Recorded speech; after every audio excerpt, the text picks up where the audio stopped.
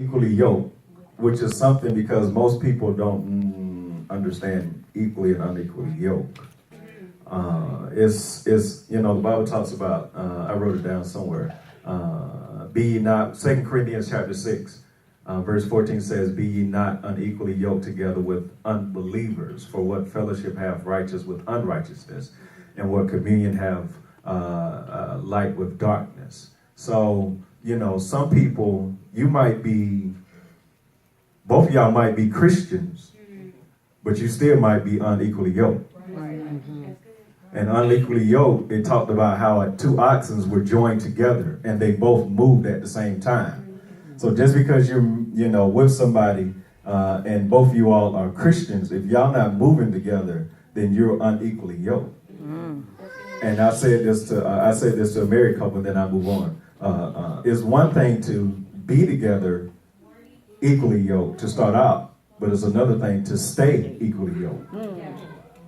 You know what I'm saying? Because you have to make sure that you all are continuously cultivating that relationship to where both of you all are running in the same direction together. That's what being equally yoked or whatnot. So you got to be together, riding together, same part, and staying together all at the same time or whatnot. Natasha, anything to add? Or anyone on our panel, anything to add? We have a question. Go ahead. I wanted to ask Natasha a question. Can you speak on how, as a strong-willed woman, you get a revelation of the vision of the destiny that your husband has been given, and you learn to daily teach and walk out submission as it pertains to fulfilling the overall goal of your husband. Okay, thank you. Because I do have a very, very strong personality. Yes. At first, it was really, really hard. Yes. Because extremely strong. I have a very, very strong personality. Okay. But that's one thing that drew him, that draws us together. Because I couldn't have married anybody like me. Because I have such a strong personality. But when he came into ministry and we were going through premarital counseling, I asked him, I said, hey, you're a youth pastor, right? You're not trying to be no pastor. And he was like, no. I said, okay. I said, because if you're going to be a pastor, I don't care how much I'm in love with you, I'm not marrying you. And it's so weird because after the second or third year, we went off for our anniversary, and God had already revealed to me that he was going to be a pastor, and I was mad. I was angry. I was like, no, this is not what I signed up for. I'd rather be divorced than go through this. And so when we went off to our anniversary, he was like, babe. I was like, babe, what?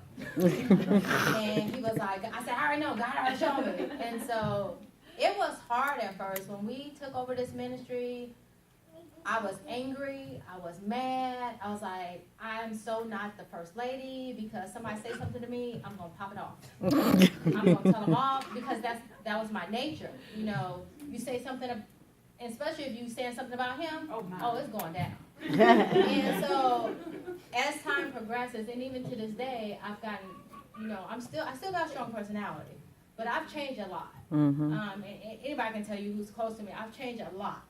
Now, you ain't going to just push me over, or him, or anybody in our family. But at the same time, I was like, okay, let me embrace this. Because if God called him, he called me. I am not supposed to minister. So when people try to push me into ministry, I know what God has called me to do. So you can't tell me what to do. Because I hear from God just like he does. And it's so weird with our relationship because when he tells me something, I already know. Because I'm praying and fasting myself. I have people praying on my behalf like Bree and Joanne and Mama and my mama that we are always in sync. So when he tells me something, it's not a shock to my gut. So I try to be submissive even though I have this very strong personality. My husband will tell you, I've come a long way. I still got a long way to go. But what I can say is just keep seeking God, keep praising God, because his vision is your vision. Just don't be labeled as PJ's wife or Teddy's wife. No, I have a name, so you need to call me by my name. I know my parents are burning to say something too, but let me say this. But I will say this, and especially about strong personality, because it ties into one of the questions about being submissive, or should I downplay my personality for my man, which a woman should never do. There are times where women feel like they should bring themselves down to make their man feel good. No, if you have to do that, then there's something wrong with that man. You heard it here first, ladies. You know what I'm saying? I've never, for real, because I've never had to, and I've never asked my wife to bring anything down outside of going off on people. You know what I'm saying? That's it. Outside, yeah, it's bad. You know what I'm saying? She still cut you if she needs to. Well, she from Fort Wayne, Indiana. I'm like, you ain't know nothing about no cutting, girl. You ain't doing nothing. No, but for real, and of course my mom and dad can talk about submission and stuff more, but I wholeheartedly suggest no woman feel like they gotta dumb down their personality or their strength or whatnot. Yes, there are time and a place for everything, but don't feel like you gotta, dumb yourself. And the thing that's very key that my wife said is always make sure that people know who you are, because for many years they will always say, "Hey, Pastor James' wife." Or, "Hey, PJ's wife," and I would have to correct them, and she would do the same thing. Her name is Tasha, and women don't lose your identity in a marriage. Right. Amen. Just because she's hating, she's helping me, she has not lost her identity. She's still doing what it is that God called her to do. Or not. But anyway. Mrs. Freeman? Wow. So much to be said. Go ahead, take the floor. Well, in these days, let me start off like this. Women, you are strong-minded, strong-willed. Why? Because you have got your own jobs, your own homes. You've established. So therefore, you think that in some instances, some women think, I don't really need a man. That's right. Okay? Yeah. But then some you want a man, but yet you still want to be in control. Lord. So, in being submissive does not mean to lose who you are, but to show respect to the one who God has put over you. Amen. Okay. So, you can be strong-minded and not lose yourself. But in a Christian marriage, God gave you a husband, he is still the head. And you acknowledge him as being the head and respect him as being the head. God give us women, we got so much intuition, so much wisdom, that we are here to help our mates and suggest and help encourage him and lift our husbands up. Not pull them down because I'm making more money than you. Right. Not put them down because I got a higher education than you. Amen. But none of that's in God's word. God gave us a husband, and we are to love him, respect him. I know y'all hate that word, obey. Say it again. That's poison in this generation. Submission, obey. They feel like they don't want to obey their husband. Because if he ain't doing what he's supposed to do, I ain't going to obey him. Am I correct? Amen. No, you're right. I'm just breaking it down. No, you're right. This is real. So, but in the Word, God told us to be submissive. So therefore, be who you are, but remember who you are. Amen. Amen.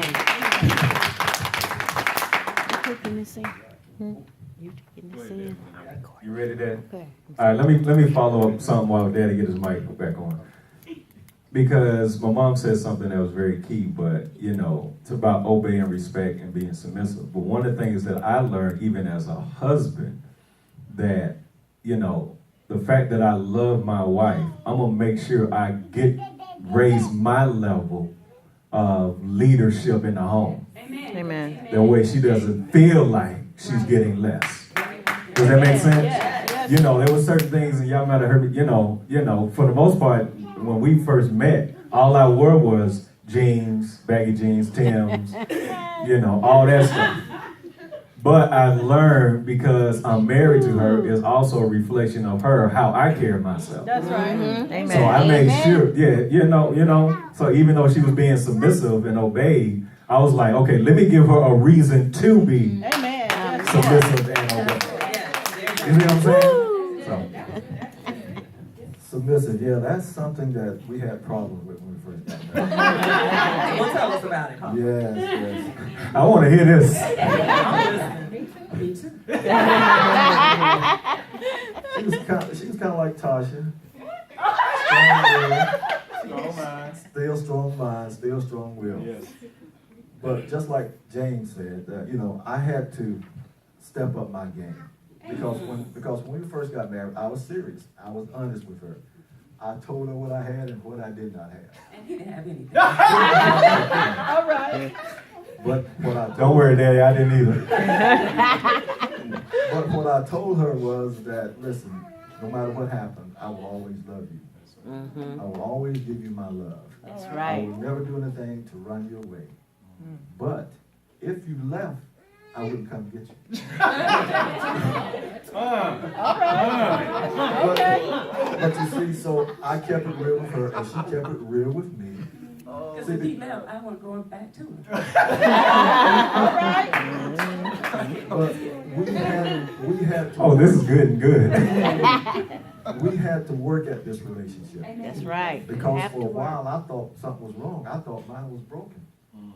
I was the Lord, maybe you gave me the wrong wife. Although you spoke to me about her and you showed it to me, maybe you gave me the wrong wife. But then over a period of time, after we kept working at it, because remember, this is a relationship. People change. And on a daily basis sometimes, and on a monthly basis, people change. So you have to be able to get to know the person that you're married to. You know, Amen. you don't just make assumptions, because if that person tell you something, believe what they tell you. Mm-hmm. The very first time, believe what they tell you. So this is a work in progress that has happened over 40 years. It isn't something that happened overnight. It isn't something that happened without us working at it. You have to work at it. You have to make sure that you understand your spouse and understand where your spouse is coming from. And always be supportive, because you're in a relationship not to tear people down, but to build the people up. Okay? Wow, we got a lot in that question. Mary, go ahead. How long did you all date before you married? Well, let's see. We met. We was in high school when we met, and we dated about 3 years before we got married. I